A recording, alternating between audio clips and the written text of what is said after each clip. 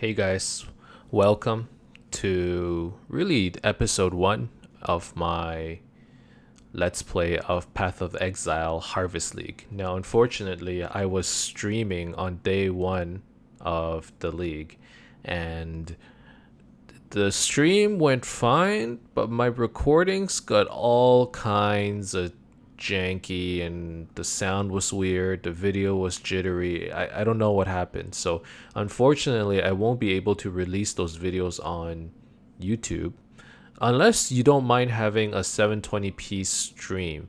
The production value wasn't great. I'm just letting you know, but if you're interested in that, I can upload it from Twitch to YouTube.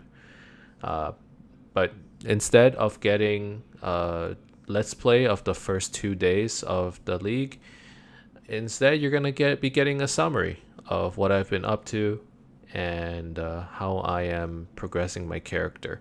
The character is already in maps, so by day 3 we got into maps. This was one of the most smoothest leveling experiences and progression experiences that I've had with amongst a lot of my characters. This is probably one of the most smooth leveling experiences that I had. Um, but yeah, I started off with a trickster, a shadow, planning on going trickster for a vortex build, hopefully going wintertide brands. And by the time we got to coast, the first thing I did was I tried out some of these Harvest League gardening mechanics. I was really excited to do that. Um, Unfortunately, I can't find the video for that. Like I said, it got all janky. But here's my experience of harvest. So this was actually my first experience with the seeds. I clicked on the seed cache, and basically, if you don't know how it works, once you get the seeds, the NPC shows up to take you into the farm, and it opens up the sacred grove. Um, Going into the sacred grove, you will basically find a stash for you to put your seeds into. And next to the stash, you will find a collector. And the collector is used to collect the life force of the nearby seeds. So if it's your first time in here, there should already be, I believe, a few seeds, like 8 or 9 seeds that are already ready for you to harvest. You can plant additional seeds by right-clicking your seeds of the same color as the collector and then manually planting them within the zone of the collector. There's also a button next to the collector that you can click on, and what that will do is it will automatically plant sort of all the T1 seeds that are eligible within this area. So that's actually really useful as well. So with all that said and done, I basically harvested, that first batch of seeds that the game had given you. And this was the first crafting that I had done with harvest. Basically how it works is you get a bunch of mobs that you need to kill, and based off of the mobs that you kill, they will give you life force. Using that life force, you can use it to craft all of your gear.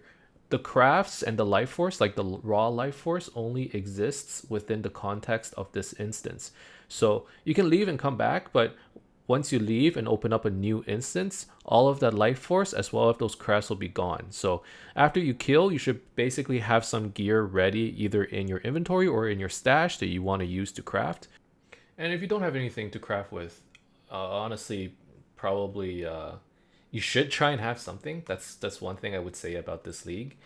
If you don't have anything to craft with, you could potentially hold on before harvesting, or you can just condense all of your raw life force into condensed life force, which will then be used for T2 and tier 3 seeds later on. So, you don't really waste it, but the most value you can get out of it is probably by crafting. So obviously I decided to use the crafting features. And let me tell you, this is my first craft and I got some crazy stuff. So I crafted my wand as well as my shield. And the wand turned out to be pretty good. It had some spell damage, but my shield had +1 to all cold skill gems. That's a pretty rare mod that typically you don't expect to find. And if you get it, it'll last you for a pretty long time. In my case, the +1 to all skill gems mod lasted until somewhere like Act 8 or 9. That's how strong it was for me. So I think that, having the ability to get all these crazy crafts early on, I mean, they're not guaranteed, but you just have a much likelier chance of getting them, right? Being able to get that pretty early on was really good and made my leveling so much smoother. I think it's actually really strong, and I really like the fact that these options are now there. So leveling in Act 1 and Act 2 was actually kind of rough for me. I was using Frostbolt to do my damage. Single target, I was sometimes using Detonate Dead as well. I really liked using Detonate Dead actually. I thought it was a really cool skill, and in the future, I would probably want to try and make a build around that skill. Uh, Early on, Frostbolt was okay, I guess, but I just didn't get the clear speed that I liked. Um, in this video or in this little clip, killing Brutus was not that much of a problem. As we got later on, like as we went later on into the acts, it just got slower and slower. And really, this didn't pick up until we got way into Act 3 when we picked up Vortex. Uh, Really, I should have picked up Wintertide Brand right here when I was fighting Merville, because at this point it was already available to me, but I wasn't aware of that. So, if you were to try and replicate this build or try and level using, some of these cold gems, I would recommend that by the time you get to Merville, maybe you pick up the Wintertide Brand to get a little bit more damage. You could also get Creeping Frost, which would probably help you a lot as well. But basically, I'm an idiot, and I didn't know that I had those skills available to me at this point in the game.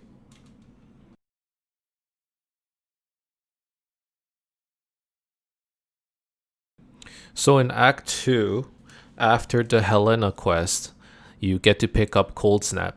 And that's probably the first major skill upgrade that I had. So we're not talking gear, it's just here's the first like big skill that I got that really increased my clear speed. So I picked up Cold Snap, and after that, things looked a lot better. When I picked up Cold Snap, I realized, oh shoot, I still had Wintertide Brand. So I decided to combine Wintertide Brand together with Cold Snap. And that's basically how I had leveled through Act 2 and through the first half of Act 3. And the thing with Wintertide Brand is it's not actually that bad of a skill. I mean, I think if you were to try and level with it through the entire Act 1 to 10, you're gonna have a pretty bad time. But early on in the first three acts, given that you have nothing better, it was actually an okay skill. If you have enough damage over time as well as enough cast speed, it's pretty decent for clearing. I wouldn't say it's very good for boss killing. I primarily use Cold Snap instead, but Wintertide Brand is one of those skills where you drop it, you run away, and you just kind of forget about it, and everything kind of dies behind you. It's the brands themselves, with the way the mechanic works, after it kills something or after it detaches, it'll reattach to something nearby. So if there's a pack and it kills one of the mobs in the pack, it just kind of bounces across the entire pack, which means that the skill is like, it's really good with clearing out packs as long as you have enough damage and you're sort of okay with leaving items behind. And around the later parts of Act 3, so right before you fight Piety, when you fight General Gravicius, after you defeat him, one of the reward gems is the Vortex gem. And really, the Vortex skill was what really, really accelerated my clear speed. And this is probably the reason why I would recommend using like a Vortex build to level through the game. It is a very, very strong skill. You can drop the Vortex, you walk away, you don't need to be right in front of the enemy's face. It's a very safe skill. And just the play style and the defenses and all of that, it's very, it benefits people who need to progress through the story very well, because you drop the vortex, you run forward, and you just keep going. All you're trying to do is you're trying to, progress through the zone so you can get into maps. The damage is really good on vortex. The clear speed isn't great, right? Because you have to drop a small vortex, and it has not a great AoE. And there's a cooldown between when you can drop one vortex to the next, but just being able to have all this damage, all this defense, and not have to worry about just maintaining your DPS by, like slapping the boss or continuously casting spells. Vortex is an instant skill. You drop it and there's nothing holding you down. There's no cast time. It's a great skill. I highly recommend it if you never tried it before. Now, my damage was going fine all the way into maps, really. And I thought this clip itself was pretty hilarious, because I was fighting the Act 8 boss, and my survivability was starting to taper off. And this is one of those instances where you can clearly see, like, my survivability, not that great. I died quite a bit going into the end game. Here, I got basically destroyed by the boss. But then by the time I came back, the boss was dead as well. He just died to the damage over time. So our damage was great all the way into maps. And basically, I enjoyed myself immensely through this leveling experience. I didn't feel like I was getting tired. I didn't feel like it was a chore getting through, all the different acts. It was pretty fun. So next time you see episode 2 of the Let's Play, it'll be probably starting from around Act 9, Act 10 to maps. I think those videos are better quality and at a state where I can upload them. But yeah, that's where I'm at currently. Thank you guys very much for watching. I hope you enjoyed this video, and if you watched all 12 minutes to it and got to end, then maybe you did.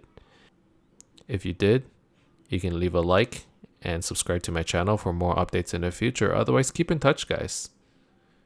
I'll see you guys next time. Bye bye.